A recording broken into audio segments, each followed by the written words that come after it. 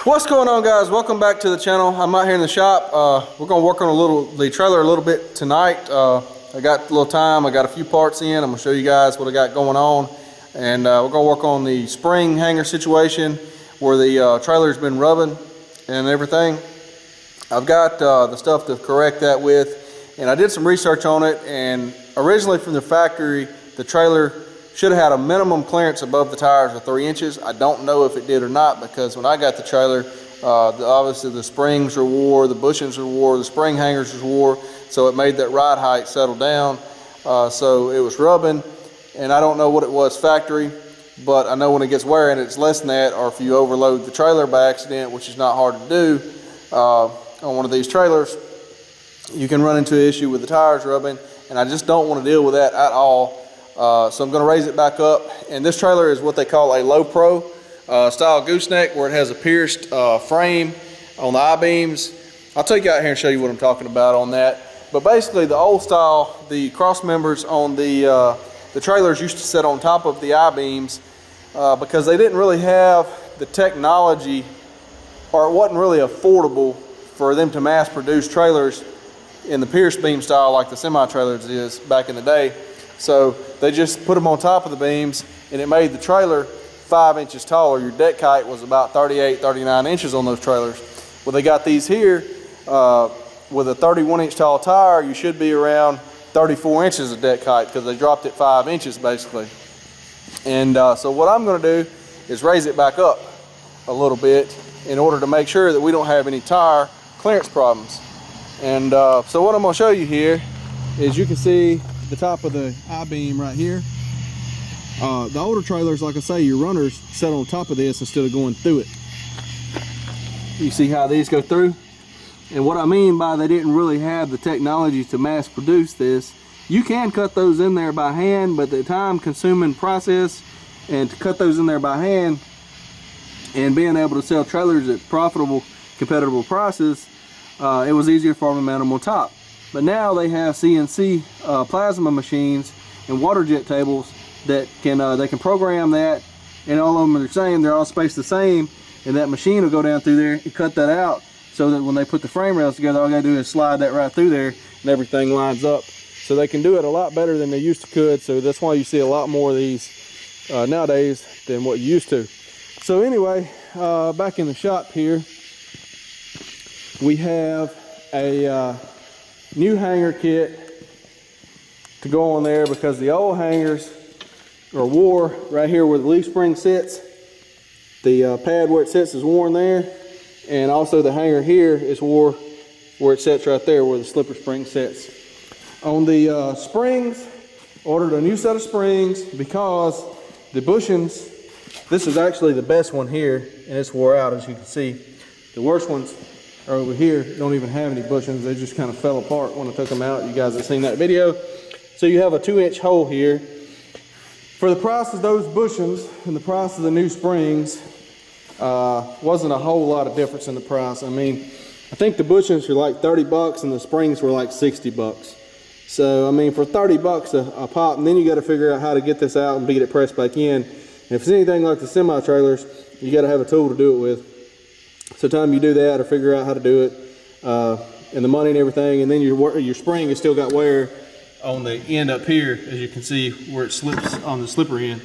So these springs here, the difference is the eye diameter. This is a UNA, which is I think a universal spring, and I guess all this stuff's made in China nowadays, but that's a 252. They make a 298, and I think that's what this is. This is actually a Dexter brand spring, but the 298 and the UNA brand, the universal brand or whatever, has the big eye like this.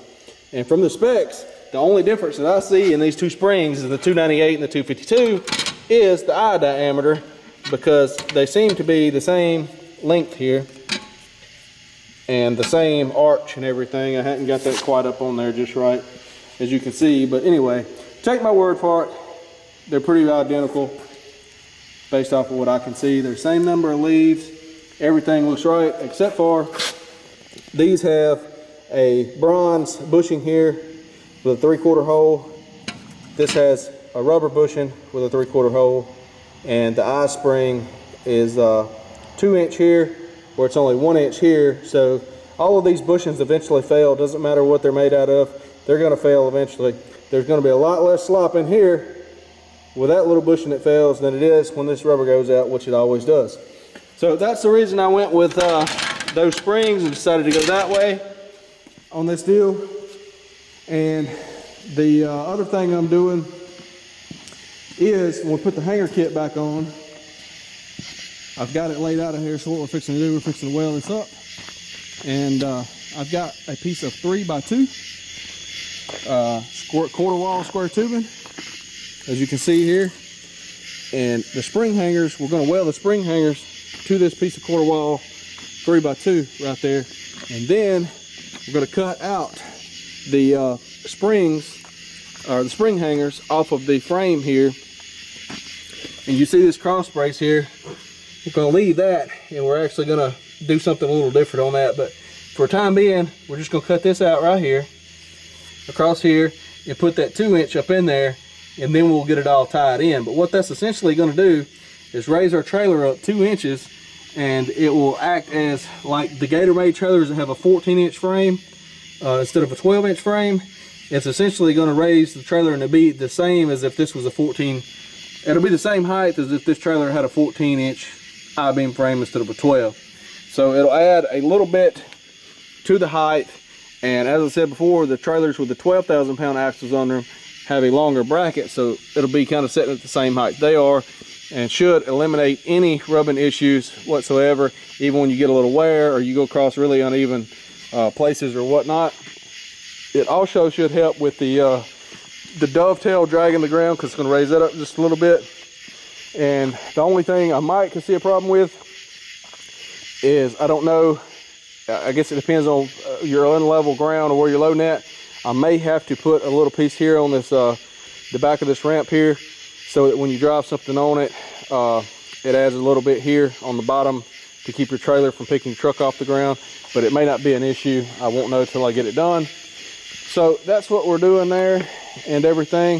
I think it's going to work out pretty good doing it this way, and give it a little extra clearance and everything like that. So I'm going to get the welder machine in here fired up and come out here, and I'm gonna weld these on like this. It's a whole lot easier to do it this way, and then put that whole assembly up under there. That's one thing. The only thing I gotta keep in mind is not to put too much heat in it, because you can warp that square tube and weld it in the middle of it, and it's not gonna fit right up under the frame.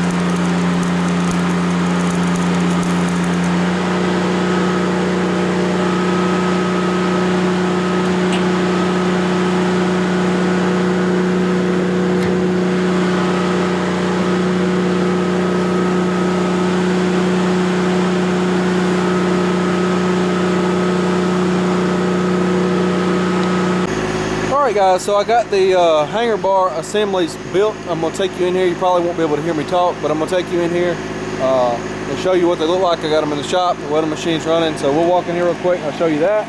And I'll walk back outside and show you what else I'm doing.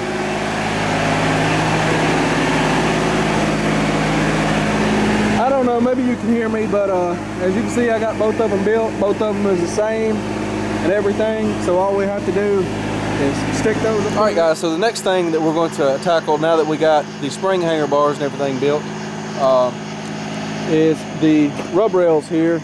I'm going to cut out the sections that are worst. Some of them are not that bad. I've straightened them out with a big pry bar the best that I can. Kind of look down there. But like this one here is pretty bad, messed up. A couple, 2 or 3 of them in this area on each side where they've run into stuff. And I'm just going to cut them out in between the stake pockets, starting with the worst one first. I'm just going to whack them here because it's going to take a lot of cutting with a Metabo wheel and whatnot to cut this weld top and bottom and replace this whole section. I don't want to spend that much time in it for the little bit of gain that I'm going to get. I mean, I'm just going to whack it off here, cut a new piece of flat bar, put it right here, weld it up, grind it flat. You'll never be able to tell. That's not structural. Just a rub rail. So I don't want to spend a whole lot of time on it, but I would like for it to look better than it does now. So I'm gonna set you guys up over here. We'll cut this out. I'm gonna cut one to length and we're gonna weld it in. I'll show you what I'm doing with that, and then I'll wrap this video up and I'll finish up the rest of them, and then we'll move on to the next project.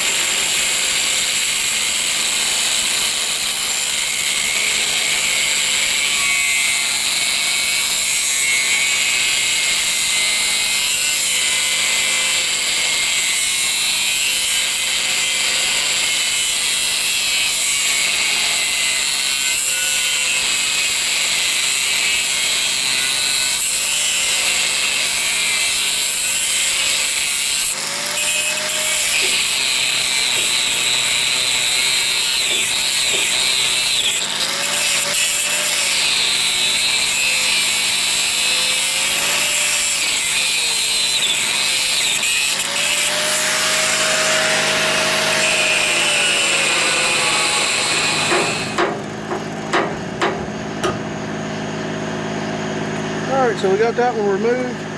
Just going to measure, cut one the same length. Now I'll cut this at an angle right here on each side, and I'll cut the other at the other angle on the other side, so to give me a little gap here, and so I can get some weld penetration down there. I think we'll be good.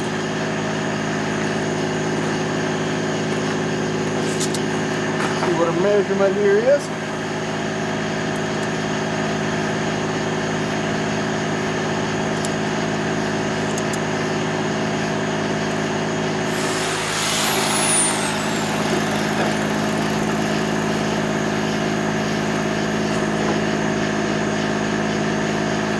Got it fitting in there like she needs to be. We'll get the welder and we'll tack it and weld it on there.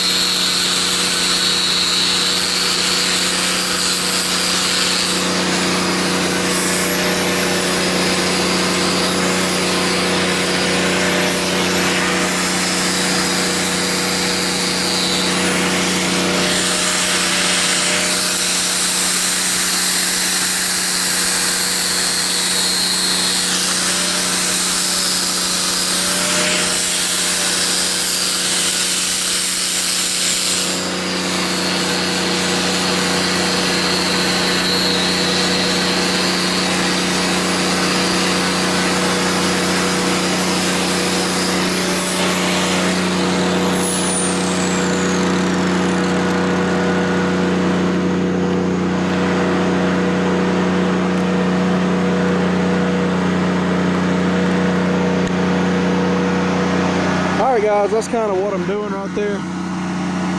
You see that looks a little better than that piece there. So that's what I'm going to do. Like I say, it's not really structural. Just want to straighten up the few worst ones on each side. Don't want to replace all this. Just the ones that look really bad that I can't straighten out somewhat. But anyway, so I'm going to finish up doing that, and hopefully we'll get everything wrapped up on that, and then the next video maybe we can start sticking the spring hanger assembly and all that up under there. So anyway, thanks for watching, and we'll see you guys in the next video.